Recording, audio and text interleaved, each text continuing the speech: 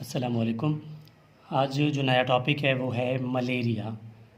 यानी मलेरिया कौन सी बीमारी है और किस तरह ये फैल मतलब किसकी वजह से ये काज होता है और इसकी ट्रीटमेंट क्या है।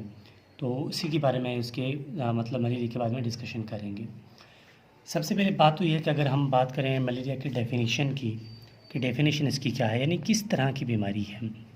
हम कह सकते हैं कि मलेरिया इज़ अ ठीक है, मलेरिया इज़ अ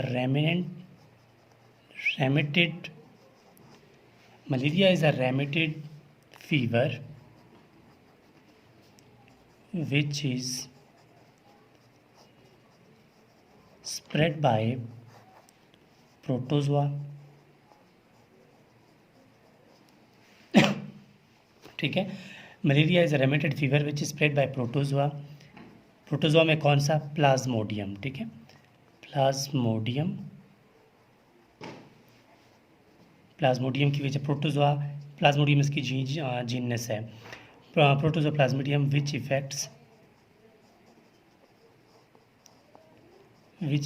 द, किसको इफेक्ट करता है? ठीक है, liver plus RBCs, red blood cells.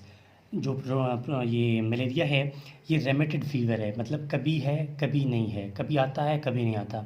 Fever है जो कि स्प्रेड होता है, फैलता है प्रोटोजोआ की वजह से, मतलब प्लाज्मोडियम की वजह से, जो कि इफ़ेक्ट करता है लिवर को और आरबीसीज को, रेड ब्लड सेल्स को।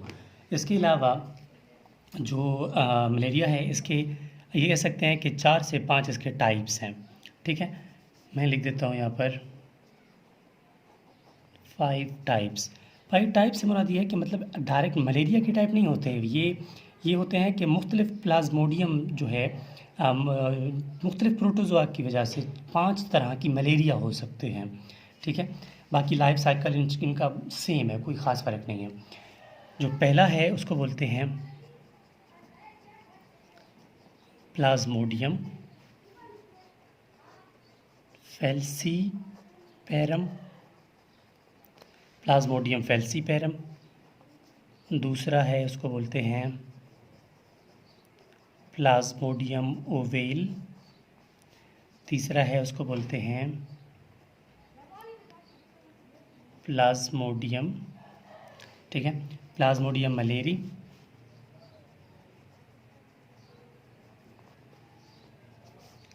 चौथे को बोलते हैं प्लाज्मोडियम वीवेक्स। और जो पांचवा है लास्ट है उसको बोलते हैं प्लाज्मोडियम नोलिसी। ठीक है, ये है टोटल 4 मतलब 5 काइंड्स ऑफ मलेरिया, यानी कि प्लाज्मोडियम इसका जीनस है, बाकी इसका स्पेसिफिक नाम है। अगली बात ये है कि जो मलेरिया काज करता है उस मतलब ये जो मलेरिया है एक मॉस्किटो की बाइट करने की वजह से फैलता है, और जिस मॉस्किटो से ये फैलता है उसका नाम है फीमेल एनोफिली मॉस्किटो। ठीक है, इसकी वेक्टर क्या है? मतलब वेक्टर उसको बोलते हैं कि वो पैरासाइट जिसकी वजह से जो इन्फेक्शन है वो वन एनिमल से दूसरे एनिमल तक स्प्रेड हो सके, उसको वेक्टर बोलते हैं। ठीक है, वेक्टर उसी का नाम है, मतलब एक से दूसरी तरफ ट्रांसफ़र करे। जो मलेरिया का वेक्टर है उसको बोलते हैं फीमेल एनोफिली। ठीक है, फीमेल एनोफिली मॉस्किटो, फीमेल एनोफिली मॉस्किटो। अच्छा, इसके बाद अभी बात ये आती है कि जो कोई भी ऐसी पैरासाइट है जो कि इन्फेक्शन को स्प्रेड करे, तो उनको स्प्रेड करने के लिए होस्ट की ज़रूरत होती है। मतलब अपनी लाइफ साइकिल किसी न किसी के ऊपर ही उस रख कर अपनी लाइफ को आगे बढ़ाएगा ना, उसी का नाम होस्ट है। तो जो फीमेल एनोफिली है इसके 2 होस्ट हैं। ठीक है, ये सबसे पहले तो ये बात ये है कि जो मलेरिया का जो मॉस्किटो है ये रिप्रोडक्शन इसके जो है वो सेक्सुअल भी है, एसेक्सुअल भी है। ठीक है, मैं लिख देता हूँ एसेक्सुअल रिप्रोडक्शन। ठीक है, एसेक्सुअल रिप्रोडक्शन भी करता है और ये जो है ये सेक्सुअल रिप्रोडक्शन भी करता है।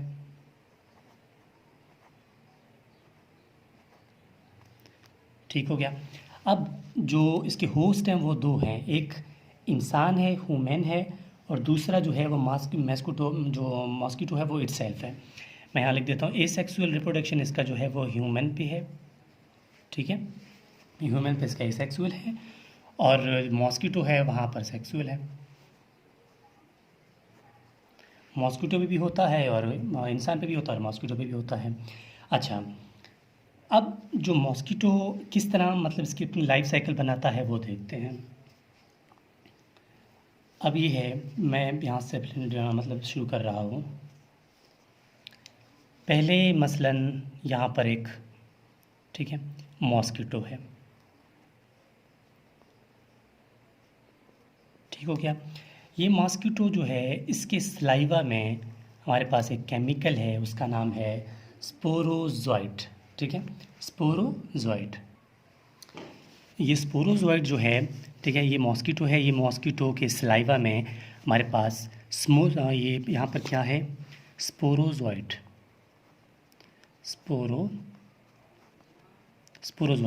स्पोरोजोइट्स जो है वो केमिकल्स हैं, इन्फेक्शियस केमिकल्स हैं, जो कि ब्लड में जाकर किसी भी जगह इन्फेक्शन क्रिएट कर देते हैं, ठीक है। ये स्पोरोजोइट जो हैं वो आगे चले जाते हैं कहाँ पर, लिवर के पास, ठीक है, लिवर के पास आए। अब क्या होता है कि ये हमारे पास मसलन लिवर है, ठीक है, ये लिवर के पास आ गए। सबसे पहले तो स्पोरोजोइट आए, स्पोरोजोइट ब्लड में शामिल हो गए, ठीक। मॉस्किटो ने बाइट किया, बाइट की वजह से स्पोरोजोइट ब्लड में आए, वो ब्लड कैपिलरीज के ज़रिए लिवर तक पहुंचा। लिवर में मुख्तलिफ सेल्स होते हैं, लिवर्स के सेल्स का नाम हेपेटोसाइट्स है, और कुफर सेल्स होते हैं। अब वहाँ हेपेटोसाइट्स के अंदर जो स्पोरोजोइट्स हैं ये इस फॉर्म में जमा हो जाते हैं, ठीक है। स्पोरोजोइट जमा होते होते लिवर्स के सेल, एक ऐसा पॉइंट आता है कि स्पोरोजोइट्स ब्रस्ट करना शुरू हो जाते हैं, ठीक है। जैसे ही ये इसके अंदर आ जाएंगे स्पोरोजोइट्स, ठीक है, स्पोरोजोइट्स की इस फॉर्म को कहते हैं शाइजोइट्स, ठीक है, क्योंकि स्पोरोजोइट की इस फॉर्म को, जहाँ पर हमारे पास स्पोरोफाइजोइड जो हैं वो फिल्ड हुआ है सेल्स के साथ, टोटली अभी तक ब्रस्ट नहीं हुआ, इसको एक स्पेसिफिक नाम देते हैं, उसका नाम है शाइजोइड्स, ठीक है। अब एक ऐसा पॉइंट आता है कि ये सेल्स, लिवर के सेल्स स्पोरोजोइड्स की भरने की वजह से ब्रस्ट कर लेते हैं, ठीक है, ब्रस्ट करने की वजह से ये इस फॉर्म में आ जाता है, ठीक है। ये लिवर का सेल है, ये जितना भी ब्रस्ट किया ये स्पोरोजोइड्स बाहर आए। अब जब ये बाहर आएंगे तब इनका नाम शाइजोइड्स या स्पोरोजोइड नहीं होगा, अब इसका नाम होगा मीरोजोइड, ठीक है, मीरोजोइड।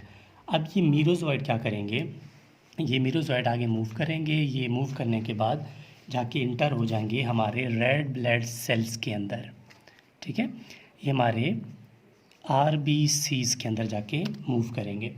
RBCs में ये जाके रखेंगे, अपने साथ जोड़ लेंगे हेमोग्लोबिन को, ठीक है। RBCs की में किसके साथ, HB यानी हेमोग्लोबिन के साथ जाके अटैच हो जाएंगे और वहाँ पर लाइफ डिवाइड करना शुरू हो जाएंगे ये मीरोजोइड्स। जैसे ही ये RBC के अंदर आएंगे, RBC के अंदर जिस तरह आ जाएंगे तो ये मतलब एक कलेक्शन की तरह जमा हो जाएंगे। जब RBC के अंदर एक कलेक्शन की तरह जमा हो जाएंगे तो इनको एक और नाम देते हैं, उसको बोलते हैं ट्रोफोजोइड्स,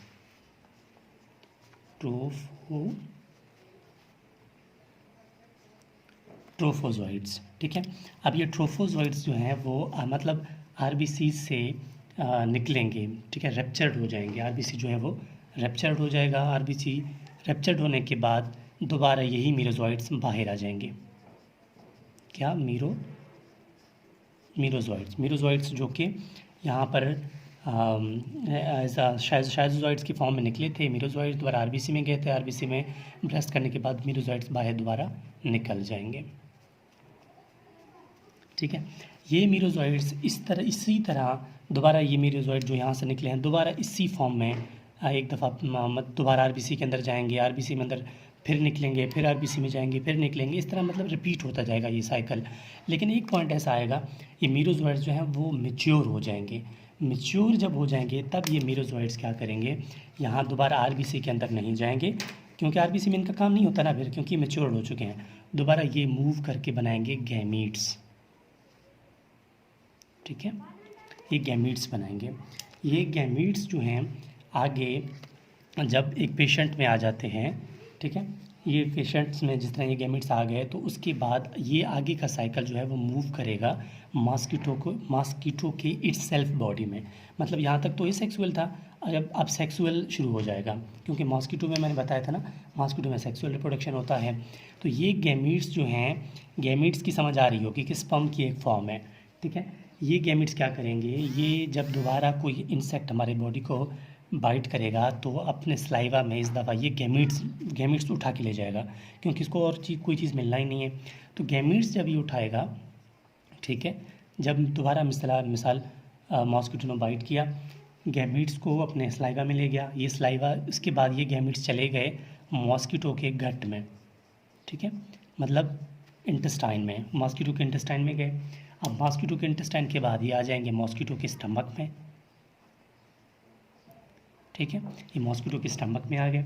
स्टमक के बाद ये मॉस्किटो के स्टमक में जैसे ही आएंगे तो उसके बाद ये कन्वर्ट हो जाएंगे oocyte में, ठीक है, oocyte में कन्वर्ट हो जाएंगे, और oocyte के बाद दोबारा कन्वर्ट हो जाएंगे, ठीक है, ब्लड सर्कुलेशन में आएंगे। ब्लड सर्कुलेशन के बाद ये स्पोरोजोइट्स में कन्वर्ट हो जाएंगे, स्पोरोजोइट्स में कन्वर्ट हो जाएंगे। स्पोरोजोइट से कन्वर्ट होने के बाद दोबारा ये आएंगे स्लाइवा में। किसके स्लाइवा में? ये जो मॉस्किटो है उसकी स्लाइवा में आ जाएंगे। और हमने पहले भी बताया था, ये मैं लिख देता हूँ, मॉस्किटो एम से मॉस्किटो स्लाइवा। दोबारा स्पोरोजोइट कहाँ पर आएंगे? मॉस्किटो की स्लाइवा में। और हमने शुरू भी यहीं से किया था कि मॉस्किटो की स्लाइवा में हमारे पास स्पोरोजोइट थे, स्पोरोजोइट्स तुम्हारा लिवर में गए, लिवर से सर्कुलेशन में, सर्कुलेशन के बाद आरबीसीज में, और आरबीसीज के बाद जैसे गैमेट्स बने थे उसके बाद दोबारा हमने कहीं ना कहीं जाकर स्पोरोजोइट्स द्वारा बना लिए हैं, ठीक है। तो ये है टोटल बात है मलेरिया के बारे में कि मलेरिया का लाइफ साइकिल किस तरह होता है। अच्छा, इसके अलावा मैंने ये डिस्कस किया था कि ये जो 5 टाइप थे मलेरिया के, सबसे ख़तरनाक जो हमारे पास टाइप है वो है प्लाज्मोडियम फैल्सीपैरम, ठीक है।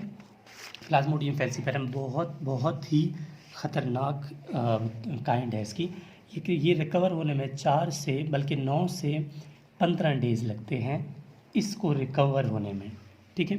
इसको रिकवर होने में रिकवर होने में 9 से 15 डेज़ लगते हैं। अच्छा, दूसरी बात ये है कि इसको कौन सा ड्रग है जो कि मलेरिया को ट्रीट करता है।